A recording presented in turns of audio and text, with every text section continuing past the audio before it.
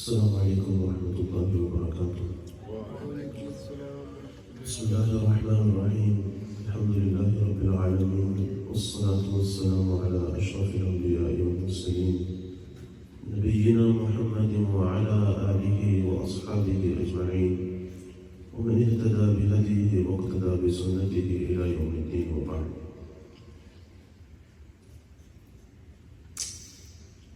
Alhamdulillah, the brothers who are sitting with us right now, and those who are viewing us from YouTube, we should be very thankful that Allah Ta'ala blessed us with this Ramadan. And as we all know, we have entered the last Ashra, the 10 days, the last 10 days of the month of Ramadan. There are many who are sitting, who have been blessed to sit in Sunnah Itekaf, whereas others, they're also taking benefit and they're fortunate enough to sit in Nafil Itekaf. So our viewers, inshallah, for them who are viewing us through this camera, inshallah, we will be having a session of Aqeedah. There's a book by the name of Aqeedah At-Tahawiyyah by Imam Tahawi rahmatullahi alayhi, very great scholar of Islam. So before we start, we would like to welcome each and every one of you, inshallah, and we humbly request you to, inshallah, subscribe to our channel, like the video, and share it with others, inshallah, friends, family members, and relatives. So inshallah, let's inshallah send salawat and salam upon Nabi sallallahu alayhi wa sallam. Please recite the rule of salawat. Allahumma salli ala Sayyidina Muhammad wa ala ali Sayyidina Muhammad wa barik wa sallam. No tongue should remain silent.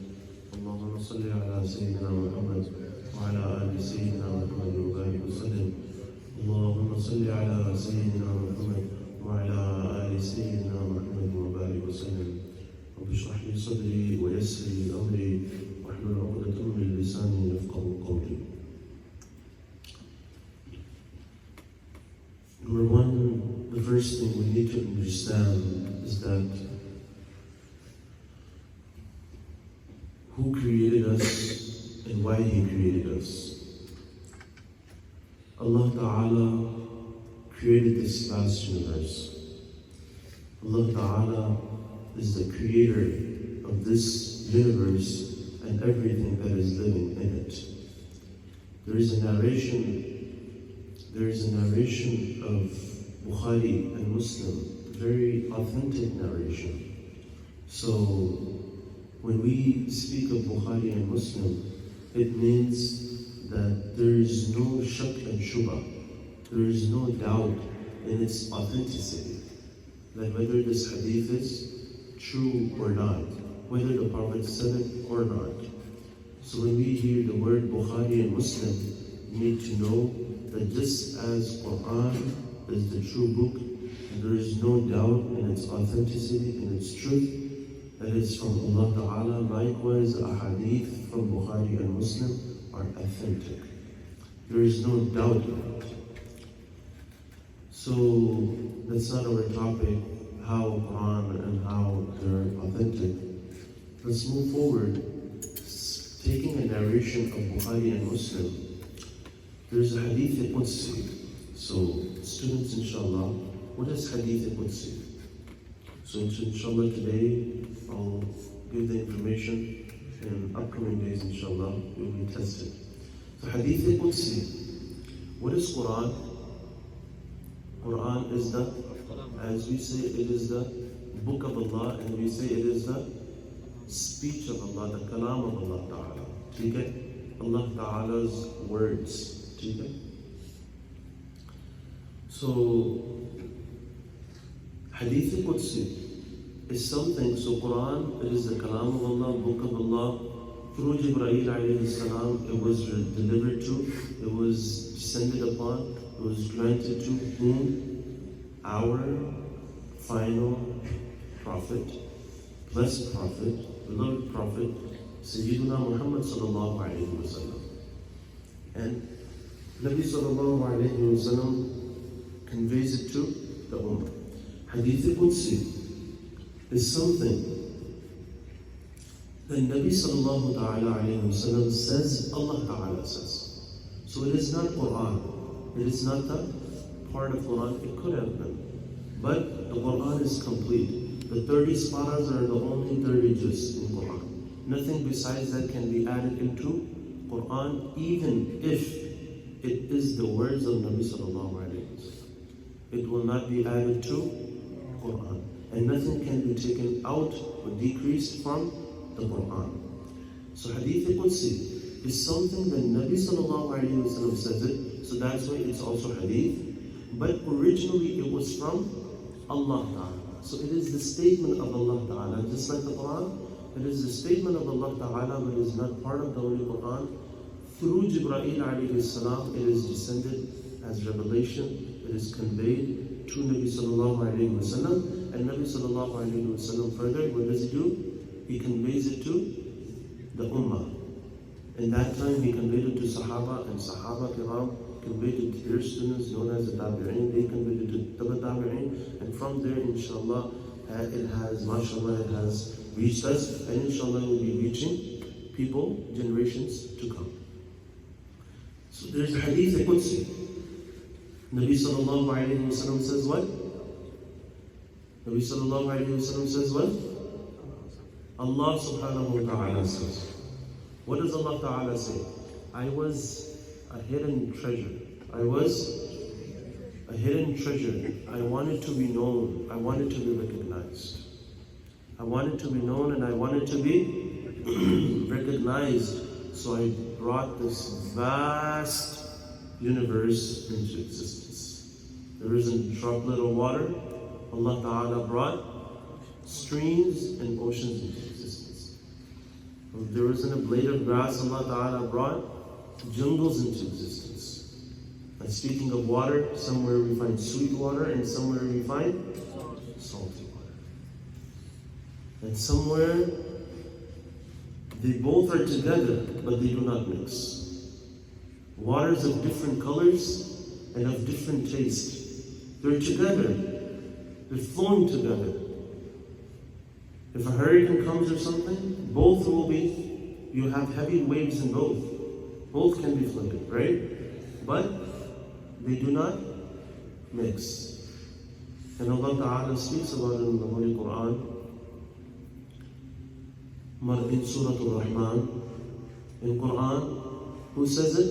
Rahman, Subhan. And where does he say it? Quran. And even in Quran, which surah does he say it? Rahman. What does he say? مرج البحرين يلتقيان. What? بينهما برزخ لا يبغيان. Then فبأي آلاء ربكما تكذبان. See? Subhanallah. What does Allah Ta'ala say? That there's oceans, there's streams. One is salty. They meet, but they do not mix. بينهما برزخ. Between them is a barrier. لا يبغيان. They do not transgress. فبأي آلاء ربكما تكذبان. And Allah Ta'ala says, which of the favors of your Lords will you deny? That had I mixed those two waters, it would have been difficult for you to make it sweet or to either make it salty. Right? So Allah Ta'ala brought this vast universe into existence. Why? He wanted to be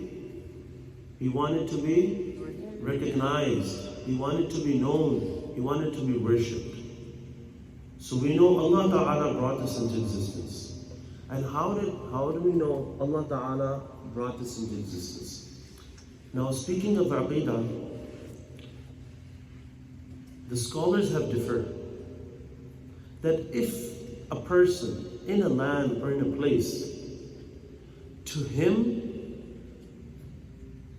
the message of the oneness of Allah, the message of a claim of a person claiming to be a prophet, or prophethood, does not reach. So if the oneness of Allah, that message did not reach you, a person's claim to be a prophet did not reach you, then how in the world are the commandments of Allah going to reach you? So will he be held accountable on the Day of Judgment or not? Imam Abu Hanifa rahmatullah alayhi has said something very profound. Imam Abu Hanifa rahmatullah alayhi has said something very profound. Speaking of Imam Abu Hanifa rahmatullah alayhi, could anyone tell me without shouting out the answer, who is Imam Abu Hanifa rahmatullah alayhi? Ji, Ata'ullah. MashaAllah. Sorry. Wow, mashallah. So, it increased your knowledge. He's a scholar and he's an imam. He's not a muqtadi, okay? Ji, he's a grand teacher of Imam Bukhari. So, Imam Abu Hanifa rahmatullah alayhi is not merely a scholar. He was a hafiz of Quran. Now follow along. He was a hafiz of Quran. He knew the entire Quran memorized. Okay? He was a hafiz of hadith. He knew many ahadith of Nabi sallallahu alayhi wasallam by memory. He knew the translation as well as the explanation of the Holy Quran. He knew the translation as well as the explanation of ahadith. And he was also at a level where he could do tafsir of Quran and do tashri of hadith. And he had reached a level in his life where he could also derive rulings from Quran and hadith. And he had the authorization to say whether we're going to make, if two ayat come together, one is going against the other. Two ahadith collide, one statement of Nabi sallallahu alayhi wasallam collides with another hadith. Meaning, at one incident he said something, one incident he said something. What are we going to do over here? Are we going to take both? So he was at a level he can tell us that which one will be taken, which one will we prefer. This is the level he was at.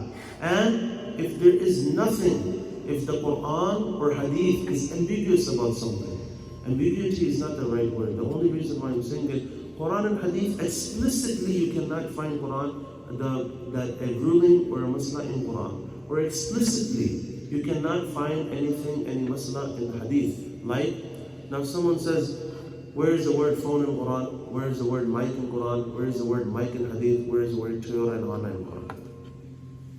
That's what I meant. If the Quran is ambiguous about something. So now he's going to derive rulings from the Quran. He's at that level. We are not at that level. This is who Imam Hanifa is. And not just that. Not one, not two, not three, not four, not five, not six. Rather 18 Sahaba, Kiram radiallahu anhum. Imam Abu Hanifa had the pleasure, had the opportunity, and was blessed to see and meet. Imam Abu Hanifa had the opportunity and was blessed to see how many? 18 Sahaba. Are you going to remember this inshallah? 18 Sahaba. And he was a student of most of them. And most of the fatwa of Hanafi fiqh are from where? Which sahabis masala do we take? Don't shout out the answer. Hanafi school of thought takes which sahabis masala the most in fatwa.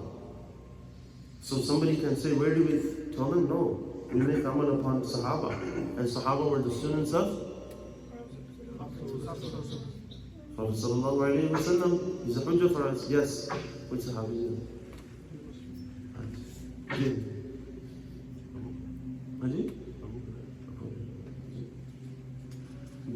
Sayyidina Abdullah ibn Mas'ud radiyallahu anhu. There are 6 Sahaba. There are Six. 6 Sahaba of Nabi sallallahu alayhi wasallam who are knowledge-wise, the knowledge of Quran and Hadith-wise. In terms of knowledge of Quran and Hadith, they were the leaders of all other Sahaba. They were leaders of all the other Sahaba. They were known to be the biggest ulama even among the fraternity of Sahaba. Understand this? And among them are the 4 Khulafa, definitely, Sayyidina Abu Bakr and everyone. After them, there's also Sayyidina Abdullah ibn Mas'ud. He was very young, but he had lots of knowledge. And Hanafi school of thought takes most fatwa from the ijtihad and the masail of Abdullah ibn Mas'ud radiyallahu ta'ala anhu. So Imam Abu Hanifa rahmatullahi alayhi was the student of the 18 Sahaba, and Imam Abu Hanifa rahmatullahi alayhi was also the grand teacher of whom Imam Bukhari rahmatullahi alayhi has a better mention. So this stuff that we hear that they were against each other, this is very wrong. How can a student go against his teacher and against his grand teacher and Allah gives him Tahawiyyah?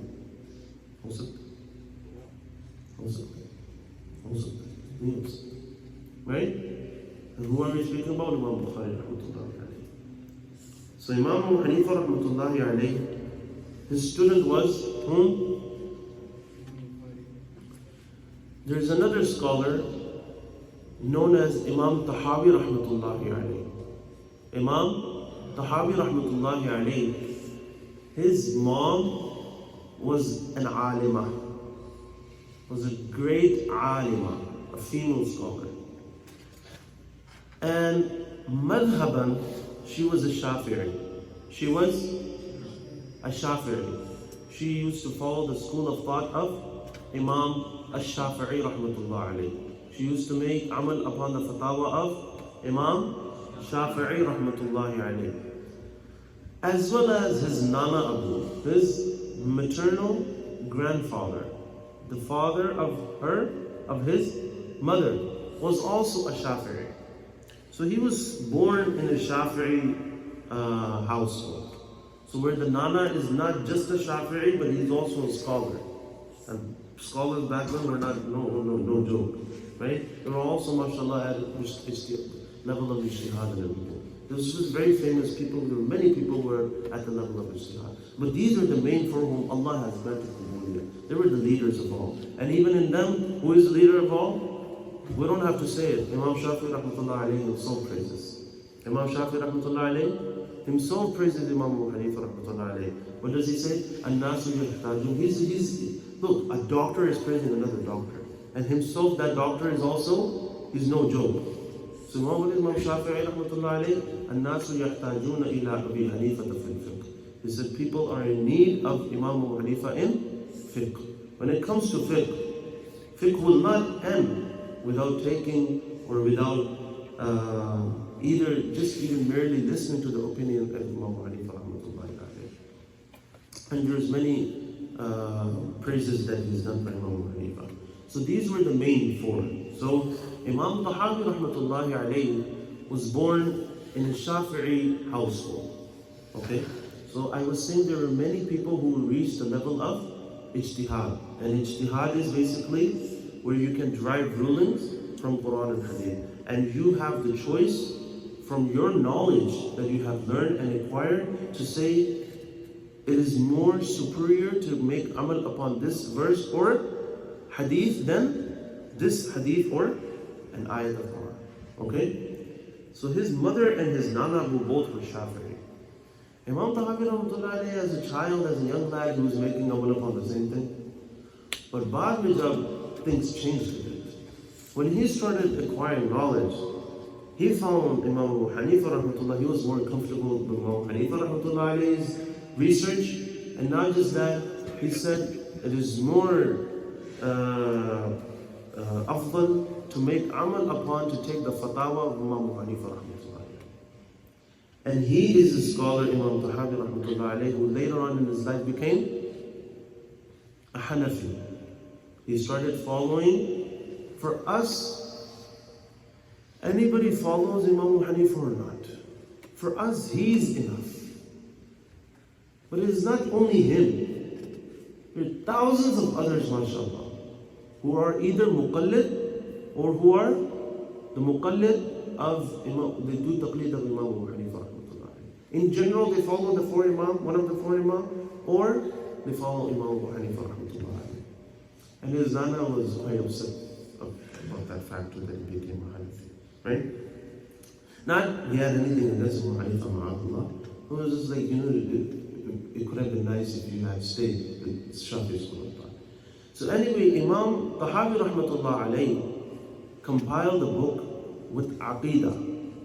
Compiled the book of Aqeedah. What is Aqeedah?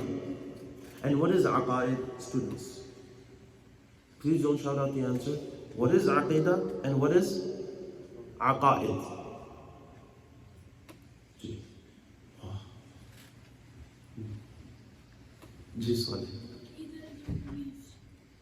And what is Aqaid? His older brother. Aqeedah, definitely, Brother Saleh is right, is belief. Is belief. Aqeedah is belief. And Aqaid is, Aqeedah is singular. Aqeedah is singular. Aqaid is plural. Remember earlier we went over this? Nafil, singular, nawafil, plural, or it's vice versa. So I'm not going to ask you this question, you guys are really tired. There's no more what I'm saying. So Aqeedah is singular, Aqaid is plural. What is Aqeedah? Belief system. I was talking about Imam Hanifa rahmatullah alayhi. Imam Abu Hanifa rahmatullah alayhi, what does he say? He says if a person is in a place or is in a land, Imam Abu Hanifa, so you know who is Imam Abu Hanifa now? The grand teacher of Imam Bukhari rahmatullah alayhi.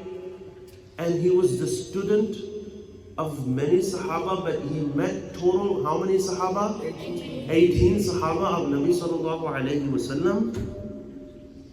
He was the teacher of Abdullah ibn Mubarak and many great scholars such as Imam Tahawi rahmatullah alayhi are the muqallid of Imam Abu Hanifa rahmatullah alayhi.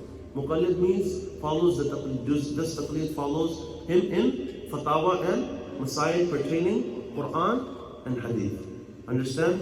So this is who Imam Hanifa is. Was not just somebody who woke up one day and he's like, I think this is right to use and this is wrong to use. No, it's nothing like that.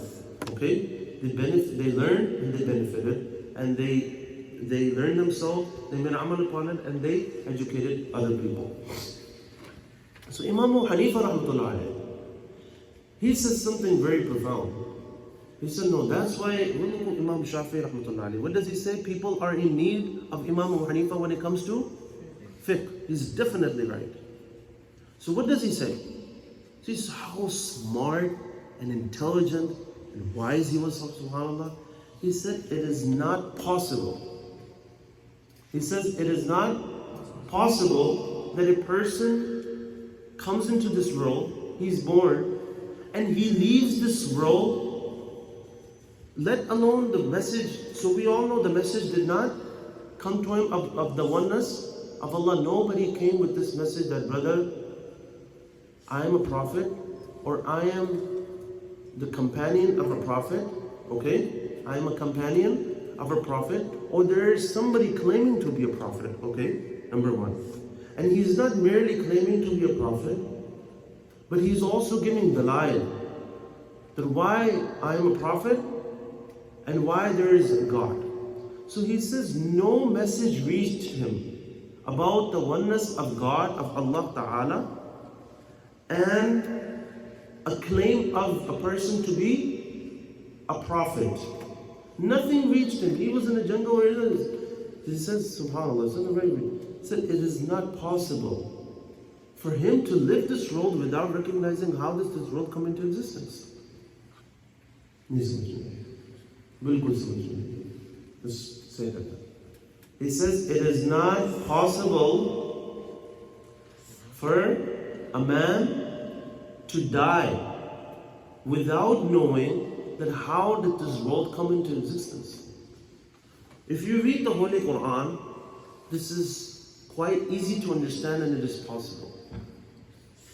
This question of his is very just. It's not unfair. Why? Allah Ta'ala, if you read surah, almost every surah, subhanAllah, especially this first 20 surahs, even right now in Tarawih, so much is happening. You know, it's mashallah, this little that you learn, subhanAllah. Allah, every day, Allah is like, just look at the stars, look at this, look at that. SubhanAllah, I'll give you one example. Allah says, وَإِنَّ لَكُمْ فِي الْأَنْعَامِ لَعِبْرَةً. In the Quran, what does Allah Ta'ala say? وَإِنَّ لَكُمْ فِي الْأَنْعَامِ لَعِبْرَةً. Indeed, in cattle and in animals, there's ibrah and lessons for you. To comprehend, to perceive, to look at. You can learn, it's worth contemplating. What does Allah say after that? نُسْقِيكُمْ. We feed you.